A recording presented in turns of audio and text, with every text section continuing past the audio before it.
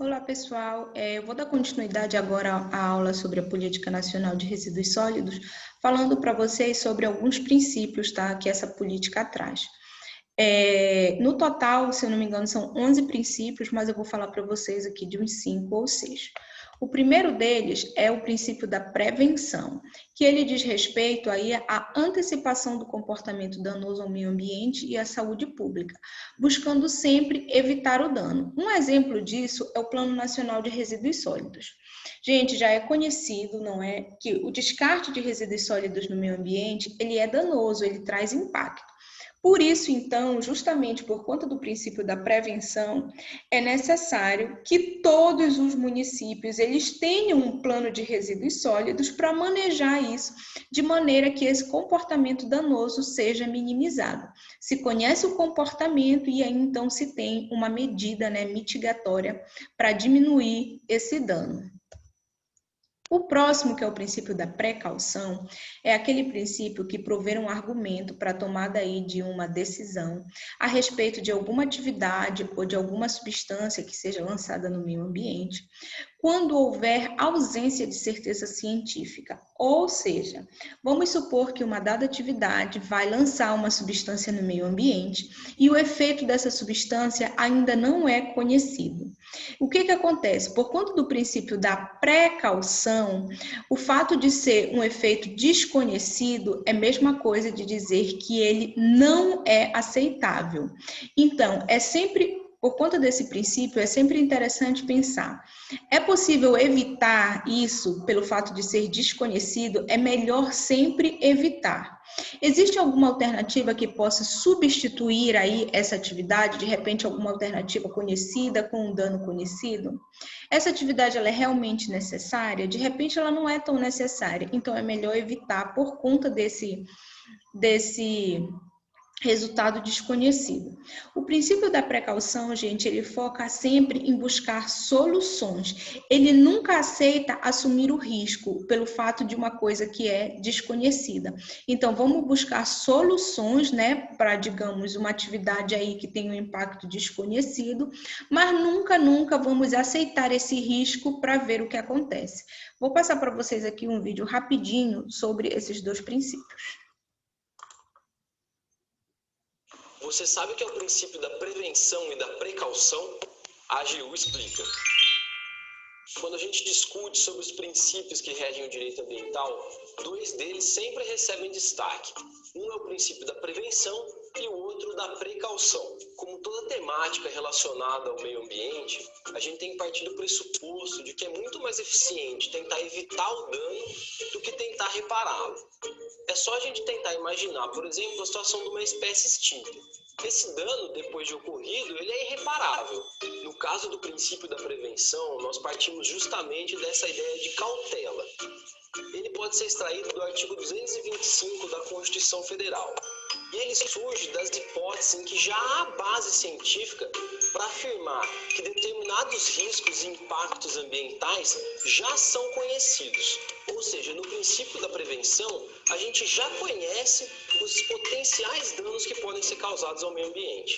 É com base nesse princípio, por exemplo, já se pode impor ao empreendedor, no caso de um licenciamento ambiental, algumas condicionantes que vão impedir ou mitigar os eventuais danos causados ao meio ambiente. O princípio da precaução, por sua vez, ele não está expressamente previsto na Constituição Federal, mas ele tem sido amplamente aplicado pelos nossos tribunais e foi consagrado internacionalmente na Declaração do Rio, na ECO 92. Nesse caso, nós temos uma situação onde não se pode afirmar com certeza científica qual vai ser a extensão e os efeitos danosos que um eventual empreendimento pode causar ao meio ambiente. É por isso que se diz que onde existe a possibilidade de riscos sérios e irreversíveis ao meio ambiente, não se pode usar a falta de certeza científica como uma razão para impedir, por questões de custo, medidas que possam mitigar ou reduzir o eventual dano ambiental. Portanto, no caso da precaução, a gente tem um risco desconhecido e as medidas protetivas elas têm que ser antecipadas. Ou seja, nesse caso, a incerteza científica ela joga a favor da proteção da saúde e do meio ambiente. Para finalizar, a gente pode dar um exemplo. É por conta desse princípio da precaução que a gente pode dizer que é o empreendedor que tem que comprovar que aquele empreendimento não vai causar riscos ao meio ambiente e não os órgãos ambientais. Se você quiser saber mais sobre a AGU e o mundo jurídico, hashtag AGU Explica. Até a próxima.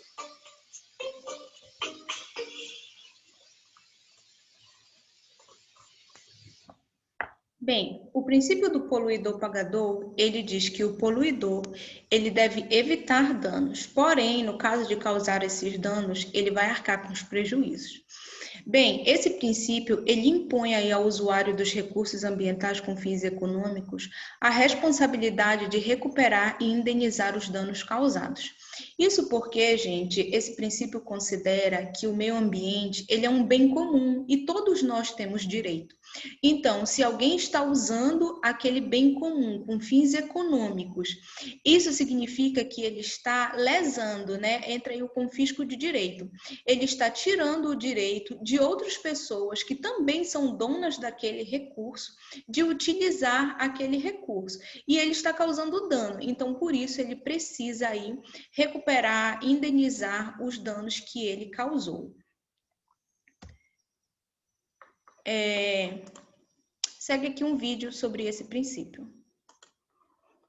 Você sabe o que é o princípio do poluidor-pagador?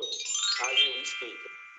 A preservação do meio ambiente para gerações presentes e futuras é um tema que tem cada dia mais importância. Desde a Conferência de Estocolmo, em 1972, passando pela Rio 92, diversos países têm se reunido para discutir temas relacionados à proteção do meio ambiente. No caso do Brasil, a Constituição Federal trouxe no artigo 225 diversos princípios ambientais, como forma de limitar a atuação do homem na natureza, buscando uma máxima proteção ao meio ambiente. Sem dúvida, o intuito inicial é sempre prevenir o dano, evitar que ele ocorra. Acontece que quando essa primeira linha de defesa falha, é importante definir quem vai ser o responsável por recuperar o dano causado e quem ficará sujeito a sanções penais e administrativas cabíveis.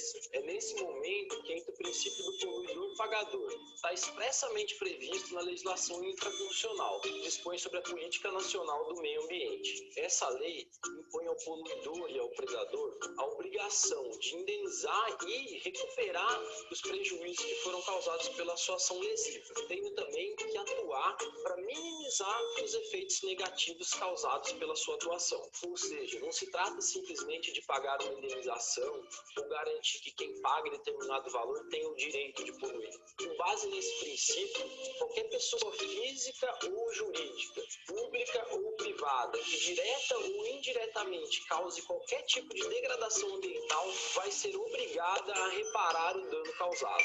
Isso também significa que quem lucra com determinada atividade também deve responder pelos riscos e ônus dela resultantes, de modo que se evite uma socialização das perdas e uma privatização dos custos. Se você quiser saber mais sobre a AGU e o mundo jurídico, hashtag AGU Explica. Até a próxima.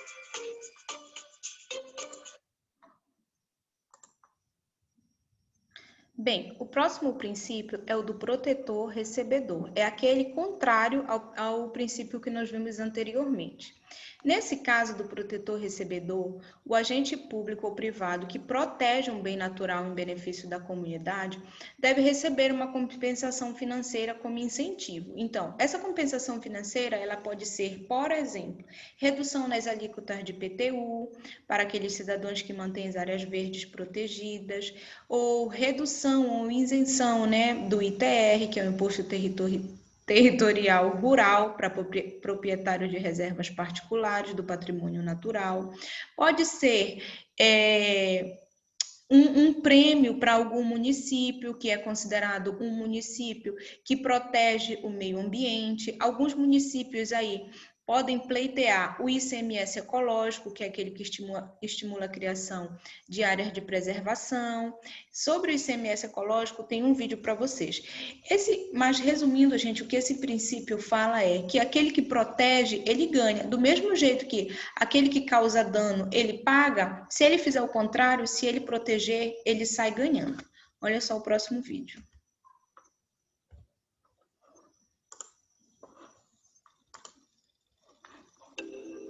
A natureza vem mostrando cada vez mais sua insatisfação com a maneira como nós estamos cuidando do planeta.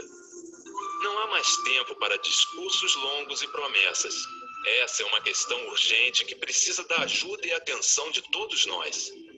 Sabendo disso, o ICMS Verde ou ICMS Ecológico foi criado em 2007 no estado do Rio de Janeiro. Você sabe como ele funciona?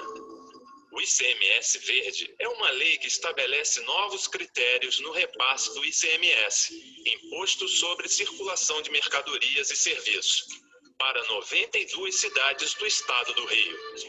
A partir de agora, as prefeituras que investem na preservação ambiental passam a ter maior participação no repasse do imposto definido pela lei. Mas para garantir esse direito, a sua cidade vai precisar trabalhar 3 pontos importantes: manter a qualidade da água boa, preservar as florestas e tratar o lixo de forma adequada. E como fica esse repasse do ICMS agora? Do total do ICMS arrecadado pelo Estado, 25% são repassados aos 92 municípios do Estado. Desse montante, 1% já foi destinado para o ICMS Verde em 2009 e 1,8% é o percentual desse ano. Já em 2011, 2,5% serão repassados como ICMS Ecológico. Um belo incentivo, não? Como você viu, o ICMS Ecológico não é um novo imposto. É um incentivo que estimula a preocupação ambiental nas cidades e ajuda na preservação da natureza em todo o nosso estado. É bom para o Rio, é bom para toda a sua família.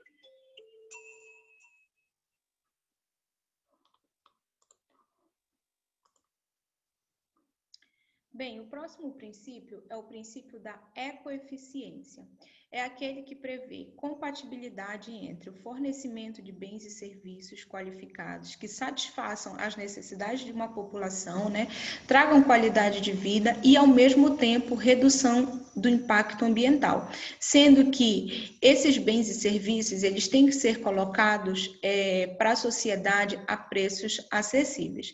Basicamente, gente, o princípio da ecoeficiência, ele diz aí, ele prega que deve haver maior produção, de produtos para a sociedade que gerem qualidade de vida, utilizando menos recurso ambiental e gerando menos resíduo. Ou seja, é produzir cada vez mais, gerando menos impacto.